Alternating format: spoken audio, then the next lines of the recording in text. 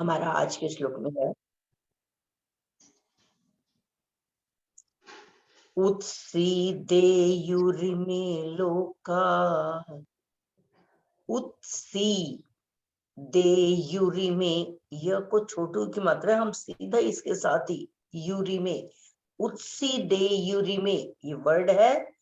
उत्सीदेयुहु अगर र को हटा दें और प्लस इमे, इमे का मतलब ये उत्सीदेयुरिमे लोका ना कुर्याम कर्म चेदहम ना कुर्याम कर्म चेदहम उत्सीदेयुरिमे लोका ना कुर्याम कर्म चेदहम। ये चेदहम है, चेत प्लस अहम दोनों को जोड़ के चेदहम। संकरस्य च कर्तास्य, ये वास्तव में वर्ड है श्याम, लेकिन हमने म इसलिए नहीं लिया कि हमारे 8 अक्षर या तक खत्म हो गए हैं।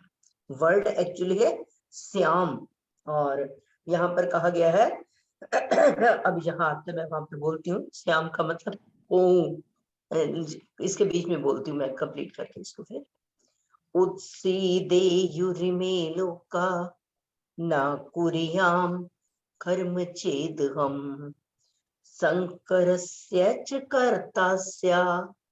हमने ता के साथ ही स्या बोलना है, अलग वर्ड नहीं बोलना। संकरस्य च कर्तास्य मुपहन्या मिमः प्रजाः मुपहन्या मिमः प्रजाः। ये वर्ड है उपहन्याम प्लस इमः। उपहन्याम, उपहन्याम का मतलब नष्ट करने वाला बनूं। इमा प्रजाः, इस समस्त प्रजा को। उत्सीदेयुरिमे लोका ना कुर्याम कर्म चेदहम संकरस्य च कर्तास्य मुपहन्या मिमः प्रजाः। हाँ जी, इसमें कहा है चेदहम, चेत प्लस अहम।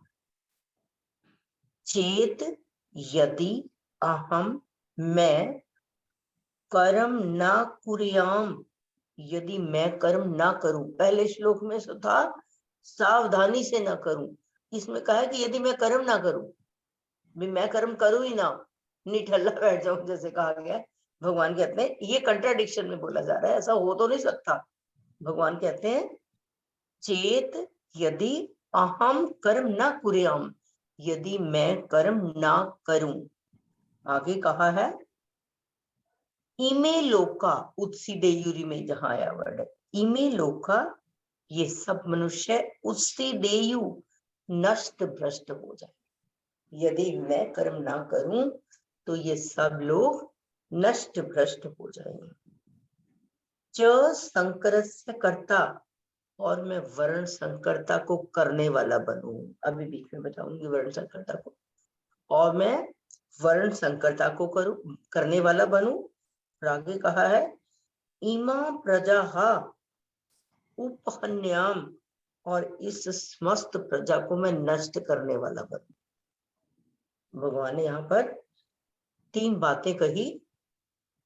पहली तो यदि मैं कर्म ना करूं तो क्या है, बहुत से मनुष्य, ये सब मनुष्य नष्ट भ्रष्ट हो जाए। और दूसरा वर्ण संकरता को करने वाला हूं मैं। और तीसरा रीजन बताया कि इस समस्त प्रजा को नष्ट करने वाला मैं बनूं, कि अगर मैं कर्म ना करूं। तो यहाँ पर कहा है इस श्लोक के बीच में भगवान कहते हैं कि ऐसा हो तो नहीं सकता कि मैं कर्तव्य कर्म ना करूं। अगर ऐसा मान लिया जाए, इसमें इसलिए यहाँ पर चेत वर्ड कंट्राडिक्शन में, ऐसे क्वेश्चंस में हम कह देते हैं ना मान लो मूलधन सो, तो हम उसको कंट्राडिक्शन में लेके क्वेश्चन को सॉल्व करते हैं। तो यहाँ पर भगवान ने कंट्राडिक्शन में बोला है कि अगर मैं कर्म ना करूं। तो फिर कहा है मनुष्य की कर्म करने में आसक्ति नहीं होनी चाहिए। जैसे वो कहा है कि कर्मण्येवाधिकारस्ते मा फलेषु कदाचन, माँ कर्म फल हेतुर्भूर माते संगोस्त्व कर्मणि। इसका तीसरा और फोर्थ पार्ट है, तेरी कर्म ना करने में भी आसक्ति ना हो, और माते, और तू कर्मों का हेतु भी मत बन। माते संगोस्त कर्मणि, तू कर्मों का, तेरी कर्मों में आसक्ति भी नहीं होनी चाहिए, क्योंकि अगर आसक्ति होगी तो बंधन का कारण होगा। माते संगोस्त्व कर्मणि माँ कर्म फल हेतुर्भू, तू कर्मों का हेतु भी मत बन, तेरे में कर्तृत्व अभिमान भी ना हो, और कर्म ना करने में भी तेरी आसक्ति नहीं होनी चाहिए। भगवान अपना उदाहरण देते हुए कहते हैं कि मेरे लिए प्राप्त करने वाली कोई चीज नहीं, सब कुछ तो मैं ही देने वाला हूँ, लेकिन फिर भी मैं कर्म करता हूँ। कर्म बताए हैं वही, बार बार श्लोक आ रहा है वो, परित्राणाय साधु नाम विनाशाय च दुष्कृताम धर्म संस्थापनार्थाय संभवामि युगे युगे, कि मैं कर्म करता हूँ फिर भी। और ये कहा है कि अगर मैं अपना कर्म ना करूं तो ये सारे लोग नष्ट भ्रष्ट हो जाएं। और जैसे कहा है कि मनुष्य जब कर्तव्य कर्म नहीं करता तो आलस में अपना बहुमूल्य समय निकाल देता है।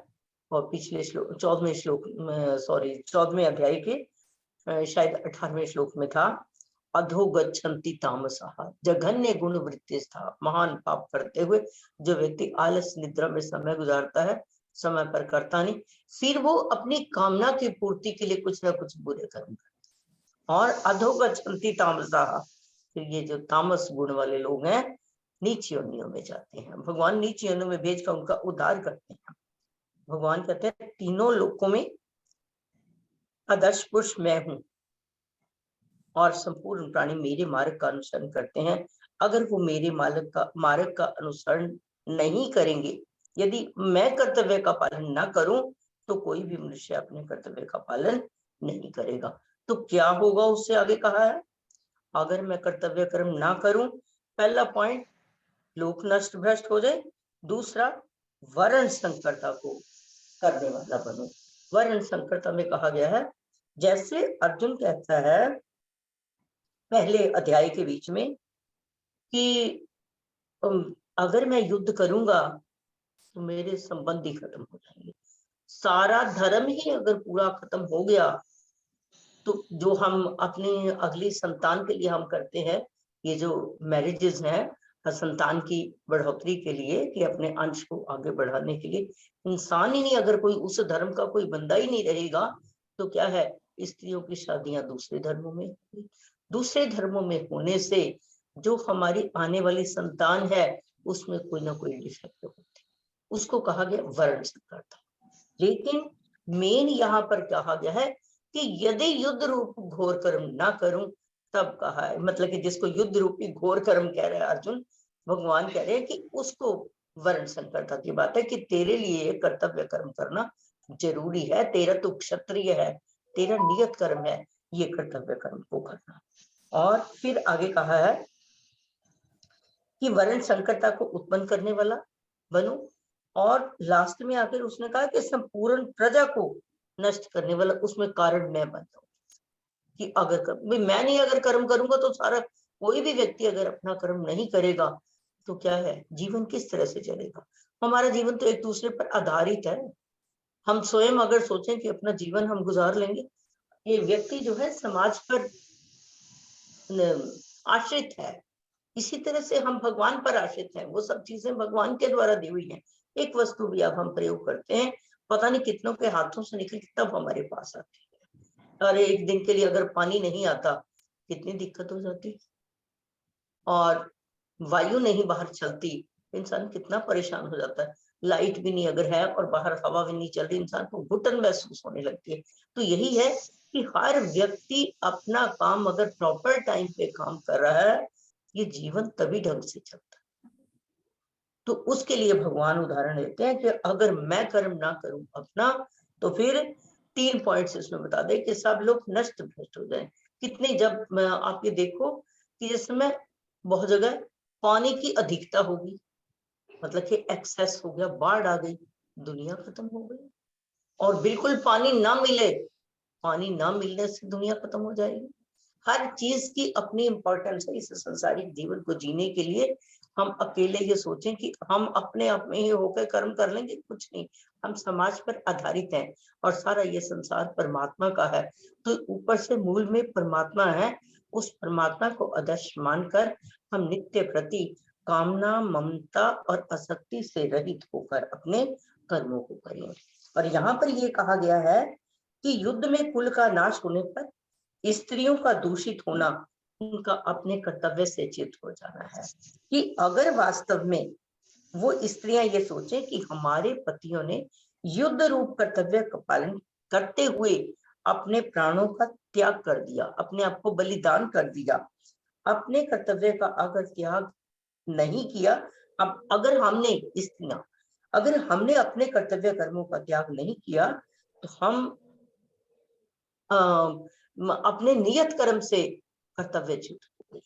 मतलब कि अगर पतियों ने त्याग कर दिया तो हम भी अपने अस्तित्व को निभाएं, हम उसी प्रकार से अपने जीवन को व्यतीत करें, ना कि हम ये सोच के कि दूसरे धर्मों में जाएं। इससे कहा गया है, इसको वर्ण संकरता। अगर वो उसी तरह से अपना समय गुजार लेती हैं तो उसके लिए कहा है कि वो अपने कर्तव्य से च्युत नहीं होती। उनके पति वीर गति को प्राप्त हुए युद्ध में लड़ते लड़ते, और जो इंसान चला जाता है अपने देश की रक्षा के लिए, बाद में दुनिया कितने रूप में उसको याद करती है, जो बलिदान हो गया बिल्कुल। और फिर कहा है कर्तव्य ना च्युत न होने का सतीत्व जो है वो सुरक्षित रहेगा और जिससे वर्ण संकरता नहीं होगी। और वास्तव में जो मेन कहा गया है इस क्वेश्चन में कि वर्ण संकर युद्ध ना करना, अपना कर्तव्य का पालन ना करना जो है उसको कहा गया है वर्ण संकर। तो हमारे ये तीनों पॉइंट्स हैं और वास्तव में मेन पॉइंट यही है कि अगर मैं कर्तव्य अपना पूरी तरह से करता रहूं तो ये जो तीनों लोग हैं मेरे मार्ग का अनुसरण करने वाले हैं तो वो भी करेंगे।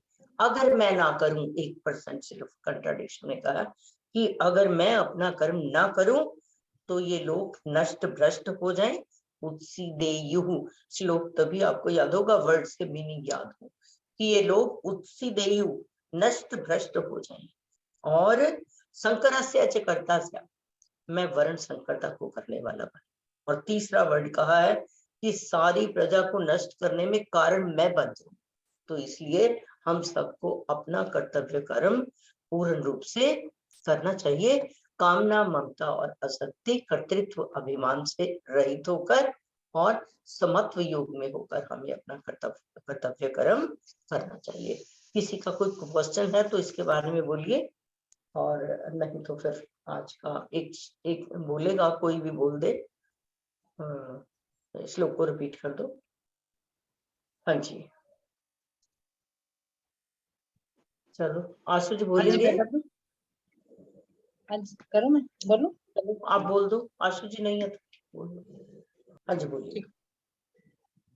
उत्सीदेयुरिमे लोका न कुर्यां कर्म चेदहं संकरस्य च कर्तास्य मुपहन्यामि प्रजाः। आपने जहां पर कुरियाम वर्ड बोला, क को बड़े ऊ की मात्रा बोली ना, कुरियाम। कुरियाम, हाँ ठीक है, आवाज लंबी नहीं, कुरियाम। कोई और? हाँ जी, जो बोल मैं पढ़ती हूँ दीदी, मैं पढ़ती हूँ। हाँ जी बोलिए। उत्सीदेयुरिमे लोका न कुर्यां कर्म चेदहं संकरस्य च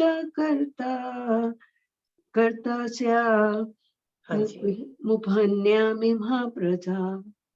हाँ जी बिल्कुल ठीक है। हाँ जी, बोलिए। राम राम हाँ, दीदी भाभी बोल रही हैं। हाँ जी, राम राम जी, कहाँ थे आप? दीदी थोड़ा सा बिजी थी।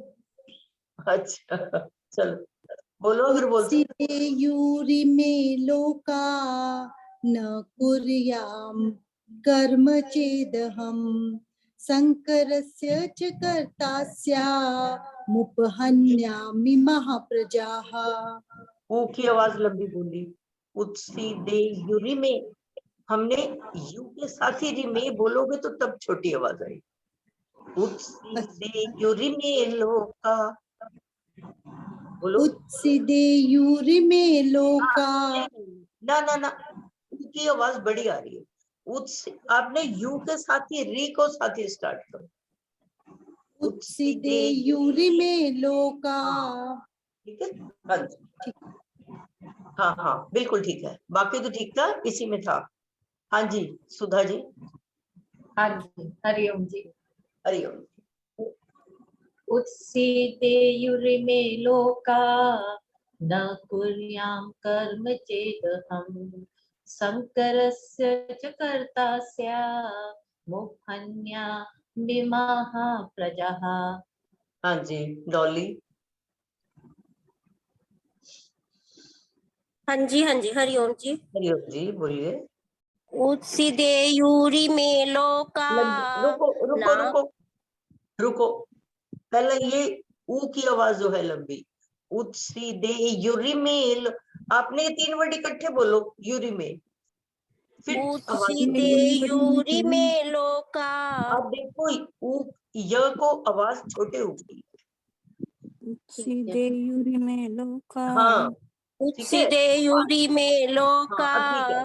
हाँ ना कुर्यां कर्म चेदहं शंकरस्य च कर्तास्य मुपहन्यामि महाप्रजाः। बिल्कुल ठीक है। विजय जी। हाँ जी हरिओम दीदी। हरिओम जी बोलिए। उत्सीदेयुरिमे लोका ना कुर्याम कर्म चेदहम् शंकरस्य च कर्तास्य मुपहन्यामि महाप्रजाः। बिल्कुल ठीक है। उषा जी। मर्जी आपकी, थोड़ी सी ठहर के दे दो, ठहर के दे दो, गर्मी होगी अभी, पानी तो ऑन नहीं है। म्यूट कर लो। कर्म चेदहं शंकरस्य च कर्तास्य मुह्यन्यामि महाप्रजा। मुपहन्यामि महाप्रजा। मुपहन्यामि महाप्रजा। चलो बाकी कल करेंगे। राणा सर को मेरा प्रणाम। Hari Om to everyone. हरिओम।